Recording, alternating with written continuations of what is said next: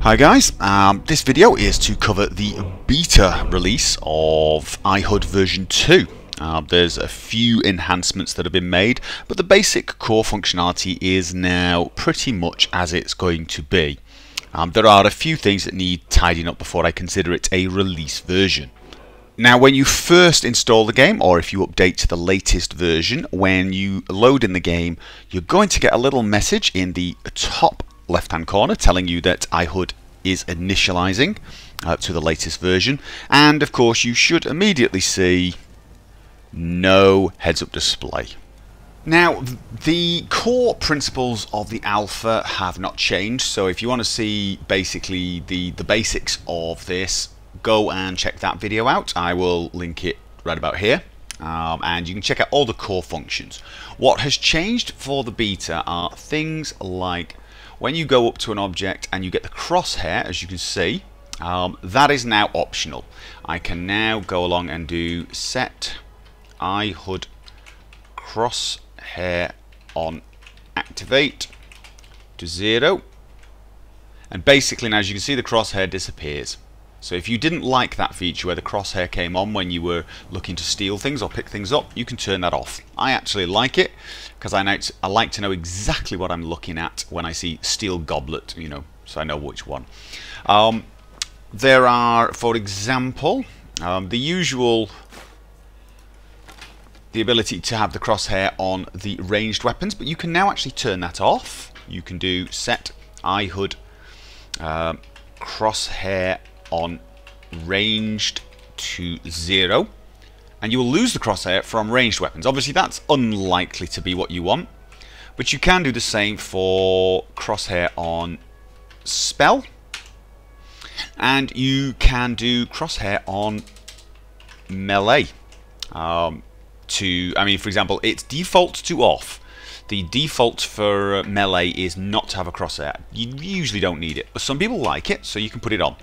So now I've got ranged weapons being on, and I also have, if I do a melee weapon, as you can see, I have now got the crosshair. If I turn that off, I now have the crosshair turned off for everything. So even if I have a spell, let's put a spell in my hand, as you can see, no crosshair. So you can actually turn the crosshair completely off, or pick it for whichever function you really want. Now, one other change in the beta is that when you use stamina or magicka or health, and your magicka bar, as you can see, is being used up, when it gets back to 100%, it disappears immediately. So there's no waiting 3 or 4 seconds. Same is true of sprint. So if I sprint and my stamina comes back, as soon as it gets to full, it disappears.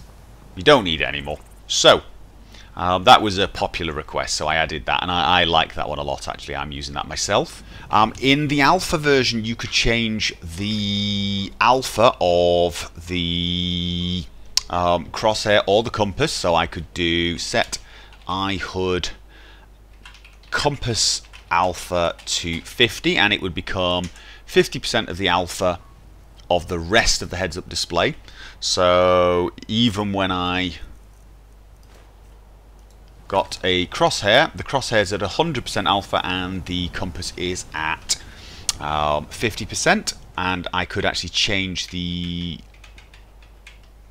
crosshair alpha to higher than normal, 150, and that would actually make the crosshair alpha show up even more. Well, now I've added it so that you can do the same with the alpha for your health, magicka, and stamina. So iHUD health alpha to 150. So, oh no, let's put it as 50, and I'll do the same for stamina, but I'm going to put magicka to 150. Now all these settings are described in the front page, so I will pick spell again, and as you can see now, my magicka is really showing up a lot. Whereas if I do my stamina, it's nowhere near as visible because I've reduced the alpha. So you can change those things and customize things the way you like. And that's about it for the Beta 1 release. Now, it was supposed to also have the option to hide enemy health, but there was a small bug in that, so that will be in the Beta release 2. I'm hoping I'll get that in a few days. The reason it's still in Beta is there is no menu for options. It's basically, at the moment, it requires console commands, so I don't like that. Basically, the first release candidate is going to either have a spell menu or will use some other method of changing the settings. And then I will begin to add new features. Things I'd like to add are the ability to change the size of components, move components, and be able to do that from here, from the game. Press a button, go to a menu, and say move the compass where you like. So that's my ultimate aim. But the first release candidate will be the first version of this mod that actually has a decent menu system for controlling it. There's a little way off though. Anyway, I hope this helped.